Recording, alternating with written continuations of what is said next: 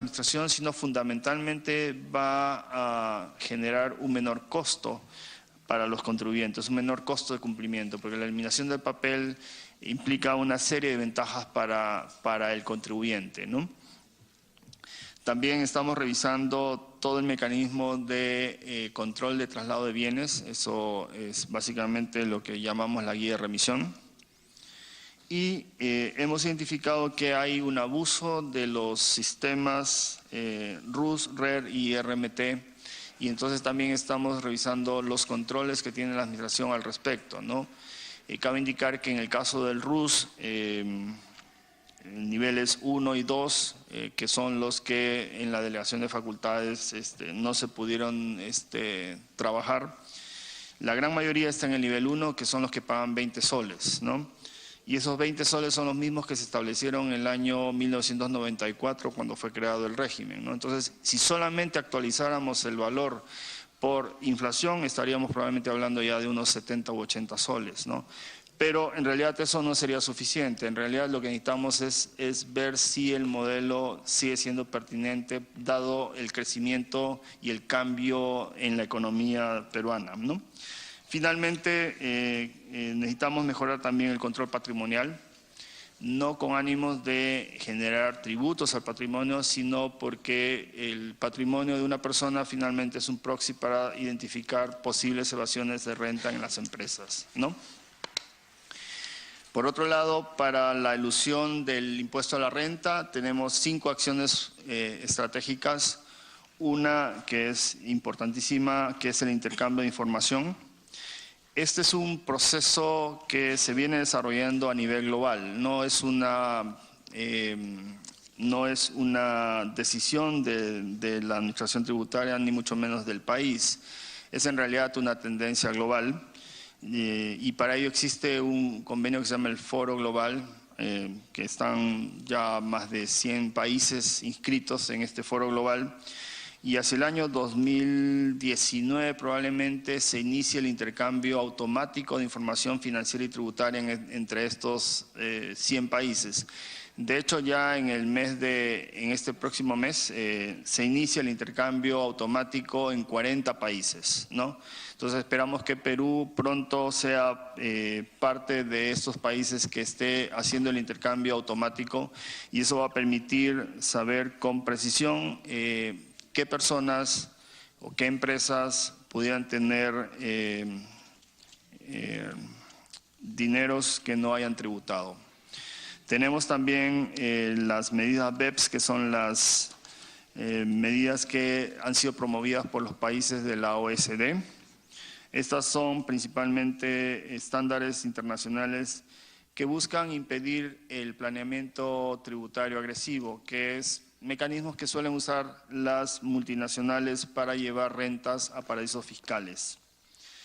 Como mencionaba también el secreto bancario, que es el acceso a la información para la administración. Actualmente, y como resultado de la última delegación de facultades, se ha permitido que Perú pueda intercambiar información del secreto bancario con otras administraciones tributarias, pero faltaría todavía facilitar esa información a la Administración Tributaria de Perú, ¿no?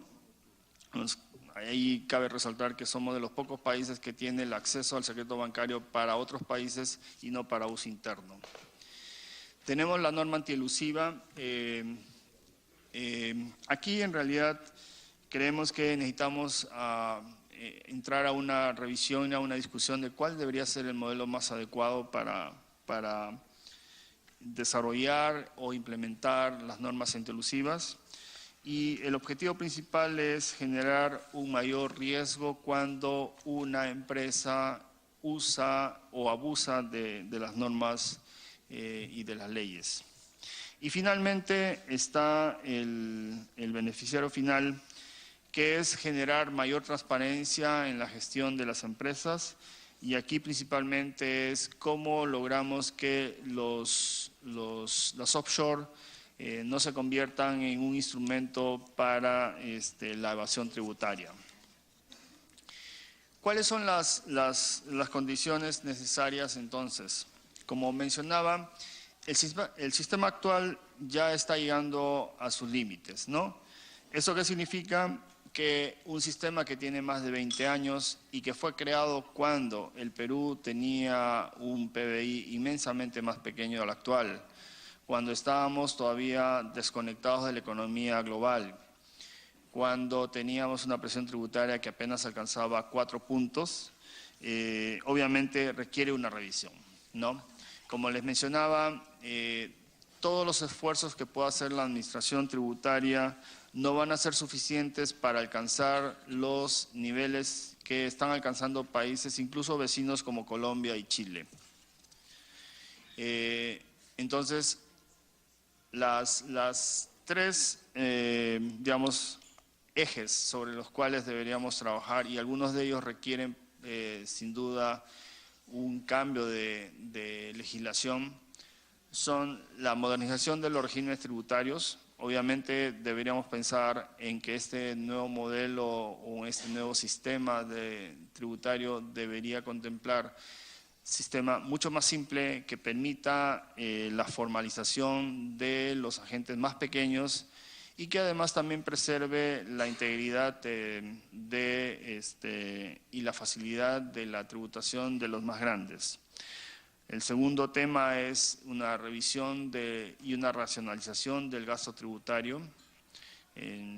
Ya se ha discutido mucho siempre sobre este tema y entendemos que siempre hay mucha polémica al respecto, pero claramente el objetivo de generar beneficios tributarios no ha generado el desarrollo que se esperaba, ¿no? Basta ver lo que está sucediendo con la mayoría de las zonas de selva que tiene concentrada los beneficios tributarios, ¿no? O el caso de Madre de Dios, por ejemplo, que ya resulta incluso hasta irracional, porque es una de las zonas del país que tiene el mayor consumo per cápita de combustible y lo tiene exonerado del impuesto selectivo al consumo, ¿no? Y lo único que estamos haciendo en realidad es facilitarle combustible barato a la minería ilegal. Y finalmente, el fortalecimiento de las capacidades de la administración tributaria, impulsando no solamente el capital humano, sino también la incorporación de nuevas tecnologías, como ya se vienen dando en estos últimos meses. Estamos incorporando nuevas tecnologías como el uso de la nube, porque obviamente la automatización y la incorporación de comprobante de pago electrónico nos lleva a retos nuevos como el uso de Big Data. Tenemos también la incorporación de algunas tecnologías de inteligencia artificial y de redes neurales que van a facilitar la identificación de posibles núcleos de evasión tributaria. En resumen, los requerimientos para una mejor recaudación, una recaudación más simple y justa, creemos que requiere el apoyo del Congreso de la República y está centrada en mecanismos más modernos para una mejor recaudación del impuesto a la renta, una modificación del sistema tributario para hacerlo más simple y justo, una racionalización de los gastos tributarios y un fortalecimiento de la administración tributaria. Bueno, es lo que quería comentarles y estamos para las preguntas. Muchas gracias. Gracias, superintendente de la SUNAT. Agradecemos por la sustentación. Ahora pasamos al rol de preguntas. De acuerdo a la anotación para la intervención de los colegas congresistas, tenemos y concedemos el uso de la palabra al congresista Percy Alcalá. Señora Presidenta, muy buenas tardes. A través suyo saludar la presencia del superintendente de la SUNAT. Quisiera hacer las siguientes preguntas. Primera, sobre recaudación, a través suyo, señora Presidenta, sobre la recaudación tributaria del año 2018. La principal fuente de financiamiento del presupuesto para el año 2018 son de los recursos ordinarios que provienen de la recaudación tributaria que realiza la SUNAT. Estos serían alrededor de 102.000 millones, que equivalían al 13.7% del PBI y representa el 65% de la fuente de ingresos para el año 2018. Dicho monto resulta mayor al PIA del año 2017 en 10.207 millones, que implica un aumento prácticamente del 11%.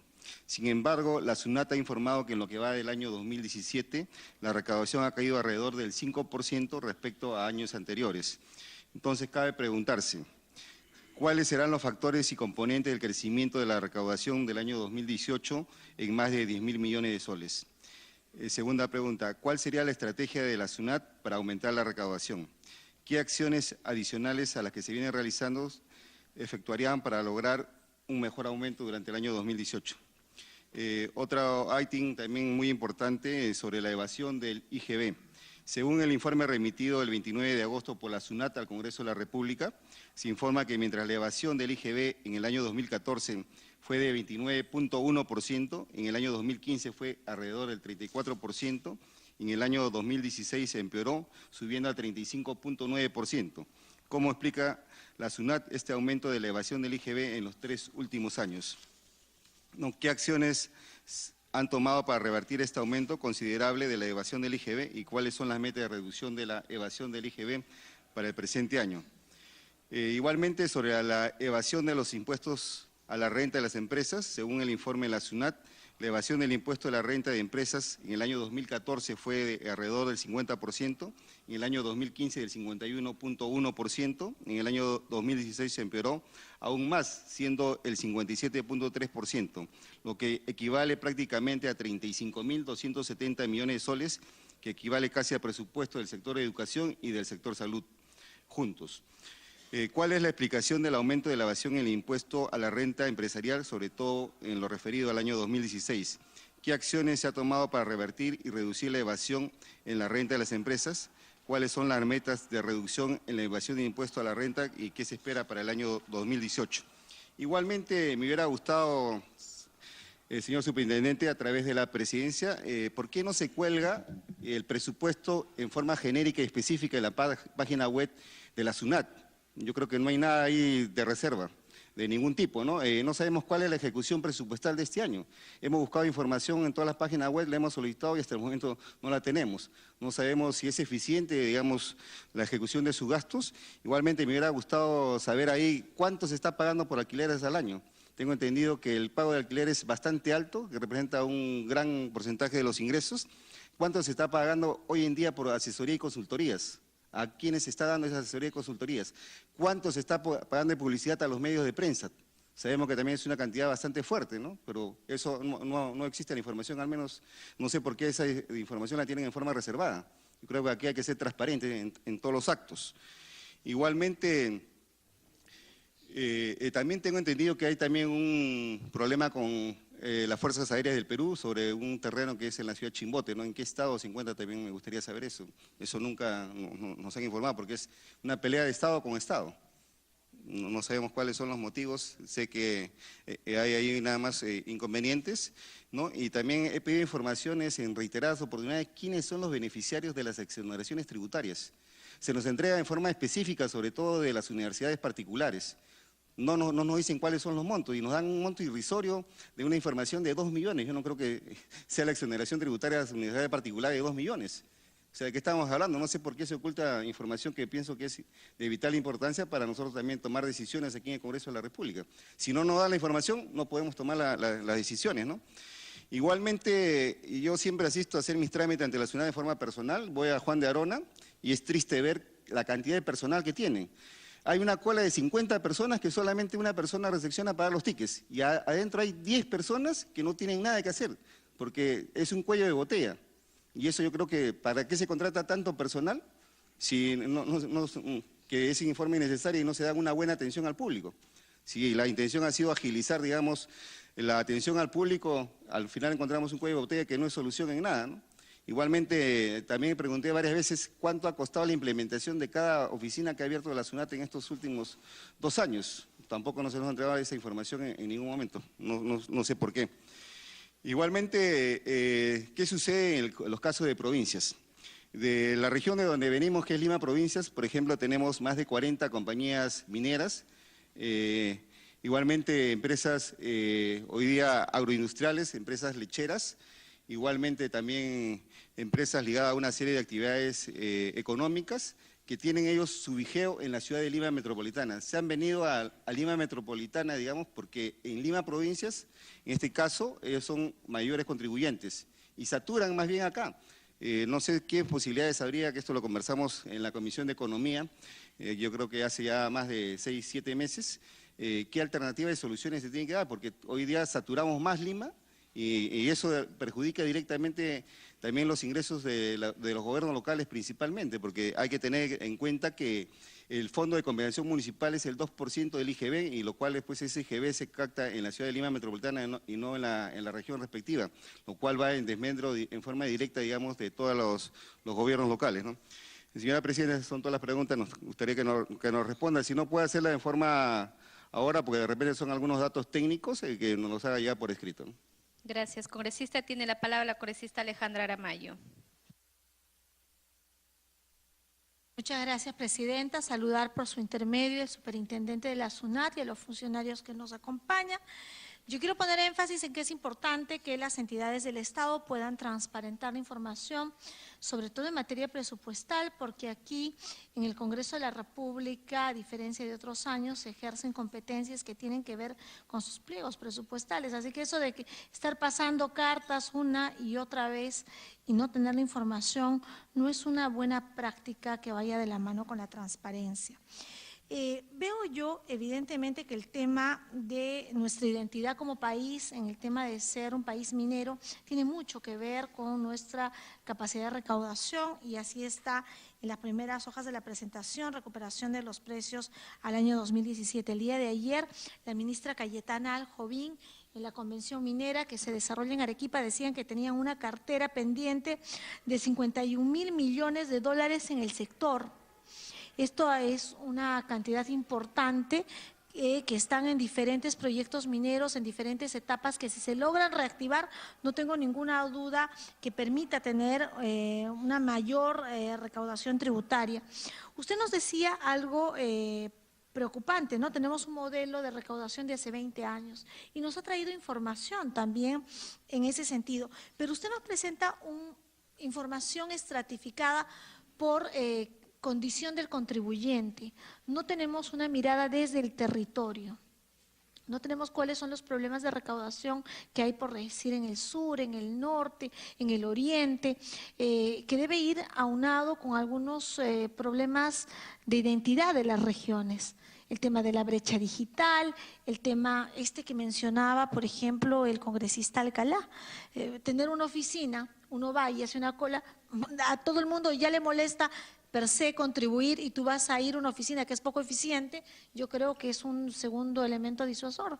¿Cómo ve el tema de la descentralización fiscal a través suyo, señora Presidenta? Hay un proyecto, se está trabajando, se está cruzando esta información con los gobiernos subnacionales, la Secretaría de Descentralización. Yo creo que son temas que son relevantes, ¿no? Dicen incumplido significativamente todos los meses, sobre todo los medianos y pequeños contribuyentes. ¿Dónde están? ¿Cuáles son los problemas que tenemos en las regiones? El congresista Violeta les preguntaba cuáles son esas empresas que más deben a la SUNAT. En el caso, por ejemplo, de Cerro Verde, el Poder Judicial ante un litigio ya se ha pronunciado y lo que tienen que hacer es efectuar el pago al recaudador. Me parece que en este caso es el gobierno regional. Entonces, esa es información importante y cómo se va trabajando con regiones. Gracias, Presidente. Gracias, congresista. Tiene la palabra el congresista Arce. Gracias, señora Presidenta. Por intermedio suyo, saludar al superintendente de la SUNAT. En realidad, este es un tema muy importante, aprovechar la presencia del superintendente, porque, como lo he expresado en algunas diapositivas, hay una seria preocupación por la capacidad de recaudación que tiene la SUNAT, pero sobre todo por el tema contencioso que tiene con algunos deudores fiscales. Yo quisiera partir, señora Presidenta, por el tema de las empresas mineras.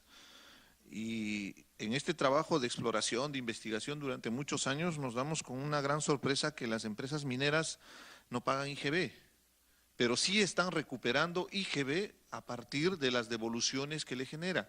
Cualquier empresa compra, y cuando compra, compra con sus facturas, y después cuando vende, hace el juego para poder diferenciar el IGB y poder tener que pagar el impuesto o exigir una devolución.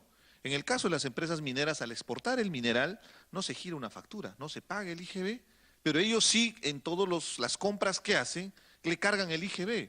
Y le voy a dar datos muy concretos y el superintendente debe tener conocimiento por intermedio suyo, ¿no? En el año 2015 se ha recaudado 5.889 millones, no, perdón, ese es el monto de la devolución, 5.889 millones de soles, pero por recaudación de impuesto a la renta de IGB solo ha habido 1.944. Hay una diferencia, inclusive en términos porcentuales. Se ha reducido la capacidad de captar fondos, pero sí se ha aumentado, en este caso, la recaudación. Entre el 2015 y el 2016 la devolución supera el doble de la recaudación, señora presidenta. Esto realmente es grave porque estamos viendo que necesitamos dinero, hay una demanda social y es muy importante que el gobierno ahí también apoye y el Congreso generemos mecanismos. Los pequeños empresarios pagan sus impuestos y cuando no pagan un impuesto, cuando no giran una factura, inmediatamente les cierran su negocio. Entonces, ¿qué tipo de ventajas tienen estas grandes empresas? De la misma manera, el tema de las exoneraciones tributarias. Nosotros manejábamos el monto de 15.000 millones y acaba de mostrar que llega casi a los 16.000 millones en exoneraciones tributarias, señora presidenta. Eso es realmente grave. La deuda tributaria, que es ya comidía en todas las redes sociales, en todos los medios de comunicación. Hay deudores tributarios. La Telefónica, el Banco de Crédito, LAN, las empresas mineras. Muchos de ellos están en procesos judiciales. Y algo también realmente grave y que le corresponde al Tribunal Constitucional es esta demanda que le ha entablado Scotiabank respecto al tema del pago de intereses moratorios por cerca de 481 millones, pero que va a significar un forado de más de 10.000 millones de soles. O sea, ¿qué estamos haciendo como Estado, señora presidenta, con todo respeto, para evitar que empresas con mucha capacidad financiera, que es bueno que crezcan, que se desarrollen, pero tienen la responsabilidad frente a un Estado? El tema de la minería me causa mucha preocupación porque estamos en un escenario de precios bajos de los minerales. Entonces la recaudación se ha disminuido. En mi región, solo para graficarle, en el tema minero no vamos a tener canon hasta el 2021 porque se han sometido a esto de la depreciación anticipada que estipula en su contrato, que es legal, señora presidenta, pero genera un serio problema. Porque evidentemente la población día a día ve que trasladan los camiones de minerales y dónde está el retorno de ese beneficio que se va a generar. Entonces, estas devoluciones, estas exoneraciones, estos procesos judiciales, porque tienen muy buenos abogados estas empresas y el Estado no tiene la capacidad a veces de defenderse y muchas veces siempre sale a favor de estos grupos empresariales, causa mucha indignación, pues. Si vemos a los maestros en las calles, vemos tantas demandas sociales, lo que yo le pediría como una pregunta al superintendente es, frente a toda esta circunstancia, ¿cuál sería una propuesta concreta para poder ver de qué manera el Congreso de la República pueda actuar? Tenemos que cambiar esta mentalidad, es una obligación. En cualquier lugar del mundo, todas las personas saben que tienen que trabajar para pagar sus impuestos. Hay una cultura tributaria. En el Perú todavía nos falta, y más aún si consideramos la presión tributaria, no llegamos ni al 16 puntos en el país. Entonces tenemos una baja presión tributaria, una baja recaudación, encima hay exoneraciones, encima nos judicializan. Es un perjuicio total para el país, entendiendo que necesitamos plata para atender múltiples demandas, más todavía en una situación económica como la que estamos viviendo. Gracias, señora presidenta. Gracias, congresista. Tiene la palabra el congresista Violeta. Gracias, presidenta. Saludando al ingeniero director el jefe de la SUNAT. Yo me quería referir a dos aspectos. Uno que de alguna manera ha sido tocado ya reiteradamente también por mis colegas y que es esta alarma sobre las deudas tributarias, pero no para incidir sobre probablemente lo que ya tenemos aquí enfrente, que es un problema ya creado de 8.000 millones de soles en deudas tributarias acumuladas, sino para pensar desde el Parlamento qué procedimientos o normas deberían modificarse en relación a los procesos que existen para cuestionar las acotaciones tributarias que hace la SUNAT y que permite a estas empresas, que no son muchas, sino unas cuantas que saben bien estos procedimientos, cuestionar estas acotaciones tributarias y acumular esta cantidad de recursos que bien pueden servir al erario nacional y que en la medida de que están cuestionadas no están siendo cobradas.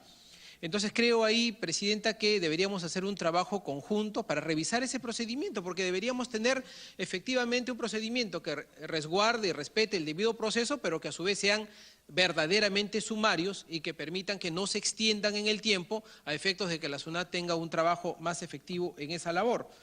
En segundo lugar, creo que hay una cuestión de fondo que probablemente no solo la tiene que atender la SUNAT, sino que responde a varios sectores, que se llama informalidad, porque creo que esta informalidad es un poco la base de la gran evasión que existe. Yo he sumado la evasión que nos muestra el jefe de la SUNAT en relación al impuesto a la renta y al IGB, de 35.000 millones de soles y 22.000 millones de soles, son 57.000 millones de soles potenciales que están ahí flotando en el ambiente y que no se pueden cobrar.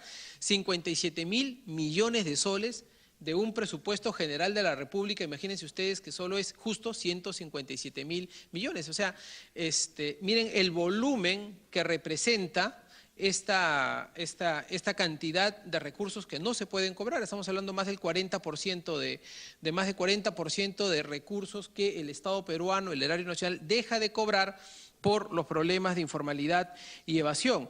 Escandaloso que sea más del 57% en el caso de impuesto a la renta, pero de acá, esto es la cifra histórica. Es decir, esto no es algo que de repente surgió y la informalidad surgió en el último año. Esto es lo que hemos venido arrastrando y acumulando año tras año, y han habido algunas estrategias para tratar de revertir esta situación, y a mí me parece desde esa perspectiva saludable que la SUNAT esté tratando de implementar una nueva estrategia para cambiar esta realidad. Pero desde ese punto de vista, mi pregunta para centrarla, Presidente, es, hemos aprobado y el Gobierno ha aprobado también entre los decretos legislativos y los decretos supremos 22 medidas, 22 normas para mejorar la recaudación y la economía del país, y sería bueno que a estas alturas de repente el jefe de la SUNAT nos pueda dar algunas luces sobre cómo viene la implementación de estas medidas y qué impacto están teniendo.